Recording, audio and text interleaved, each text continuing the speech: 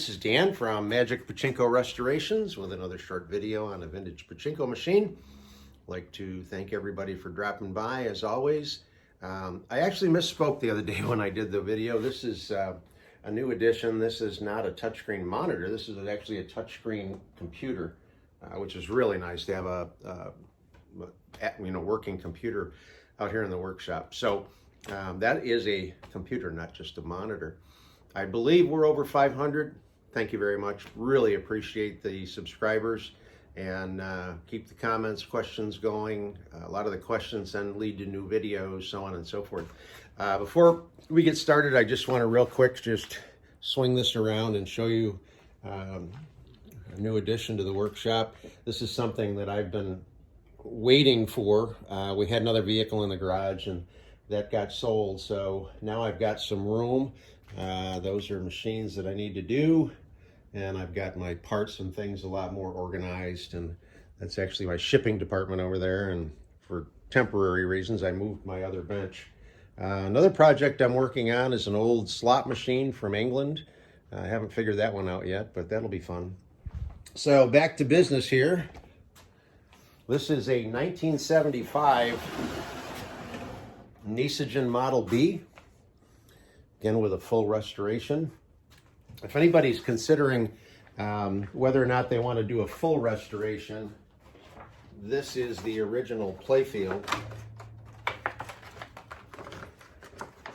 And you can see the colors on this aren't bad, but they're faded from the originals, and there's a lot of water damage up here and all around the nails and so on. So that's the difference that it makes when you put a new playfield on.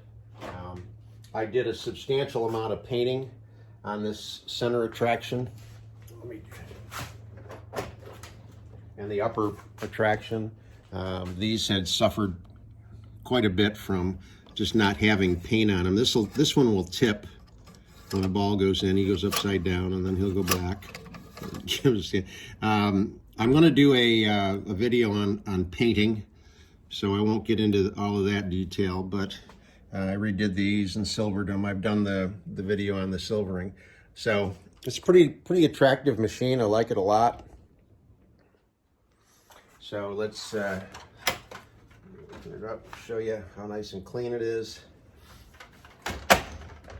One thing that I noticed, and this is just an observation, certainly not anything derogatory to a former owner, this chrome frame, when I clean them, I use very fine steel wool, real fine steel wool. This is 4O, I believe, and some vinegar. Vinegar tends to cut the grime that's on the chrome, and you just rub this, and it will shine the chrome really well and take a lot of the rust off. Not the real heavy pitted stuff, but a lot of the surface stuff.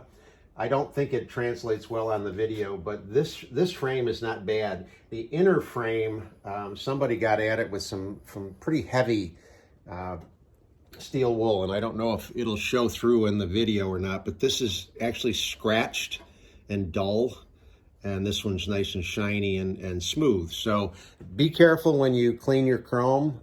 You can't go at it hard. It's just not something that you want to go after hard. So let's get this turned around. I'll show you the back side. Everything's nice and clean on it. This one was missing the upper track cover, like so many of them are. I do make these myself with the 3D printer. Plug in the 12-volt power supply, and the ball out light will come on. There are no balls in the machine right now. It is controlled by this leaf switch here, and this is what turns it on and off. This is when there's balls in here, this goes down, it lifts off the switch and turns the light out. When there's not enough balls or no balls in there, it will turn the light on. The other switch to control the jackpot is up in here, and it's controlled by the up and down movement of the jackpot arm, and it will turn these two bulbs on over here. A lot of Nishijins had two bulbs over here, depending on the plastic trim on the outside of the machine. So you need to make sure the ball dump is locked in this position. I marked these red. You want to make sure the two red pieces are actually engaged with each other. That's the release. That locks it. The other thing that I've marked here with a red arrow up is this pushes up on the seesaw, brings the seesaw up into the proper position. You don't want it this way, you want it this way to start. So now the machine is ready to have balls put into it. And as always, start with a handful. And what you're looking for is for them to run through the whole chute system right into the jackpot and then stop. And if you watch this, you can see the chutes fill up. They're double chutes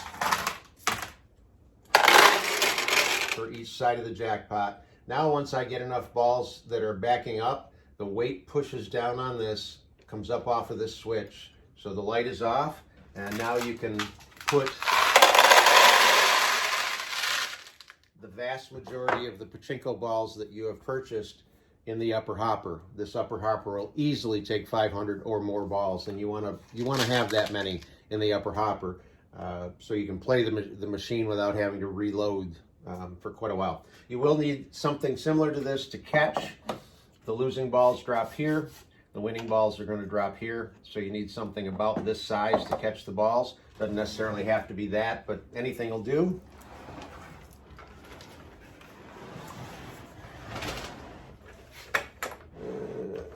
There we go. And then you're going to put some balls here. Remember, in a Pachinko parlor, these are the house balls. These are the players' balls. So many people ask about that. It's like a nickel slot machine, if you can think about it that way. The old slot machines that actually paid nickels or quarters or whatever. Those machines had to be loaded with nickels or quarters so that when you win, it would pay you.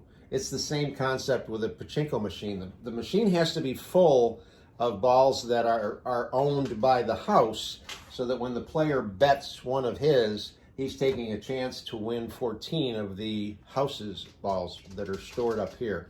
So you can't play a Pachinko machine when it's not full of balls. They aren't designed to play that way. So now that we've got it all set, we're just going to start to launch balls here.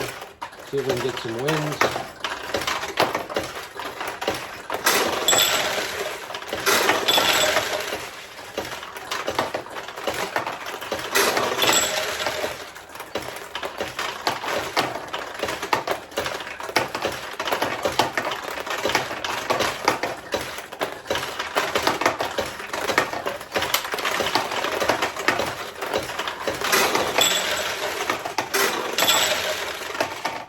So that's it in action.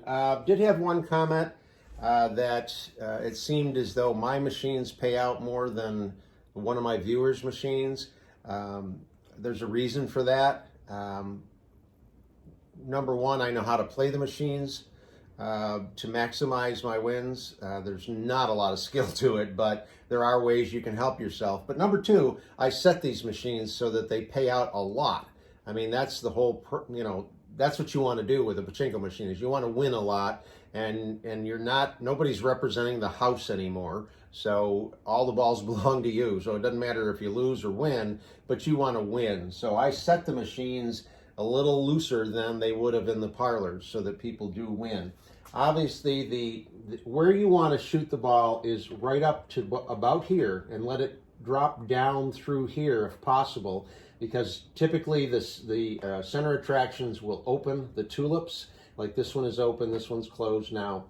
Once you have a tulip open on either side, you adjust the tension. If I press all the way down and let go, the ball's going to stay on the right side. If I press all the way down, because you need to do that to get it to load a ball, and then release just a little bit, I can get it to stay on that side, and I almost got it in there. Let's see if I can... Oops.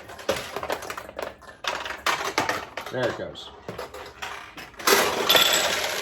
So again, a couple of reasons. Play it the way, be smart when you play it, and watch one of the videos I do on setting the nails, and you'll get yours to pay out quite a bit. So this is the 1975 Nishijin Model B. Hope you like it. Thanks.